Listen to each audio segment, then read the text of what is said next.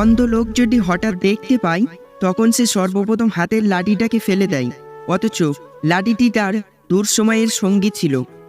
আমি কারণ ছাড়া যাদের আপন ভাবি তারা প্রয়োজন ছাড়া আমার মনে রাখে না। ষড়যন্ত্র এমন এক আদি যন্ত্র, এ যন্ত্র পরিচালনার জন্য কাউকে প্রশিক্ষণ বা পারিশ্রমিক দিতে হয় না। এ যন্ত্র যুগের পর যুগ আপন জনেরাই ভালো পরিচালনা করে আসছে। তোমার কদর ততদিন থাকবে যতক্ষণ তুমি অন্য কারো কাজে লাগবে। যে কাঁদিয়ে মানিয়ে নেয় সে হলো বাবা, যে কাঁদিয়ে নিজে কেঁদে ফেলে সে হলো মা। পৃথিবীতে সবার ভালোবাসা ফুরিয়ে গেলেও বাবা মায়ের ভালোবাসা কখনো ফুরাবে না। তুমি যতই মূল্যবান হও না কেন, যদি তুমি ভুল জায়গায় থাকো তাহলে তুমি মূল্যহীন। আপনার খাবারটিকে ঔষধ হিসাবে পরিমাণ মতো খান, না হলে আপনাকে বাকি জীবনটা ঔষধকে খাবার হিসেবে খেতে হবে। যেদিন বুঝতে পারবে 10 টাকা ইনকাম করতে কতটা কষ্ট হয়, সেদিন থেকে কারো বাবার পেশা নিয়ে হাসাহাসি করবে না। অপমান জমিয়ে রাখুন, অপমান হলো একটা সঞ্চয়, অপমান একটা সম্পদ। ভুলের ক্ষমা হয় কিন্তু অপমানের ক্ষমা হয় না, হয় শুধু সময় মতো জবাব। সুখী হতে চাইলে এই 6টি কথা মেনে চলুন। 1. কথা কম বলবেন। 2. রাগ কম দেখাবেন। 3. কানে কম শুনবেন। 4. ঝামেলা হলে ছেড়ে দিবেন। 5. অপমান করলে হেসে চলে আসবেন। 6. যত বোকা মানুষ হবেন তত সুখে থাকবেন। ধৈর্য মানুষকে জিতিয়ে দেয় আর অধৈর্য মানুষকে হেরে যাবার দিকে এক ধাপ এগিয়ে দেয়। মানুষকে তুমি যত বড়ই উপকার করো না কেন, পরবর্তীতে তোমার সামান্য ভুল হলে সেই উপকারের কথা বিন্দুমাত্র মনে রাখবে না। সংসার কাকে বলে?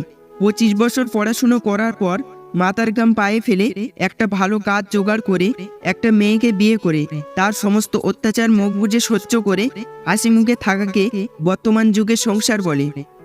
যারা যত বেশি কর্তব্য ও দায়িত্ব পালন করে তাদেরকে তত বেশি বদনাম ও গালমন্দ হজম করতে হয়। কারো সমালোচনা করার আগে নিজেকে জিজ্ঞাসা করো তুমি তার যোগ্য কিনা। গলা দিয়ে আওয়াজ বার করলেই যেমন ভালো গায়ক হওয়া যায় না, তেমনি কারো দোষ বের করতে পারলেই তা যথার্থ হয়ে যায় না।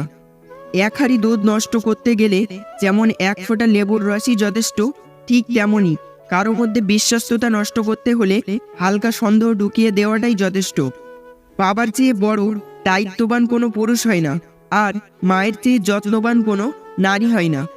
মনের মধ্যে তারাই জায়গা করে নেয় যাদের মন সরল ও পরিষ্কার, কারণ সূচেতে সেই সুতোই প্রবেশ করে যে সুতোতে কোনো গিট থাকে না। বিয়ের আগে মেয়ের চেয়ে মেয়ের মায়ের ব্যাপারে বেশি খবর নেওয়া জরুরি, কারণ করলা গাছে কখনো আঙুর ফল হয় না। বিয়ের পরে সবাই বলে মেয়ে কি নিয়ে আসছে, অথচ কেউ বুঝতেই চায় না যে একটা বাবা তার সবচেয়ে মূল্যবান সম্পদটাকে তাদের দিয়েছে। নিজের একাত্ম গোপন কথাটা নিজের মধ্যেই রাখতে হয়। ভরসার হাতটা যতই বিশ্বস্ত হোক না কেন, ছাদতে আঘাত লাগলে রূপ বদলাতে একটুও সময় লাগে না। মেয়ে গরিব হলেও ছেলেরা তাকে বিয়ে করে, কিন্তু ছেলে গরিব হলে কিংবা প্রতিষ্ঠিত না হলে মেয়েরা সহজে রাজি হয় না। গুণ আর দোষ দুটোরই মূল্য আছে, পার্থক্য শুধু এটাই, গুণ থাকলে মূল্য পাওয়া যায় আর দোষ থাকলে মূল্য দিতে হয়।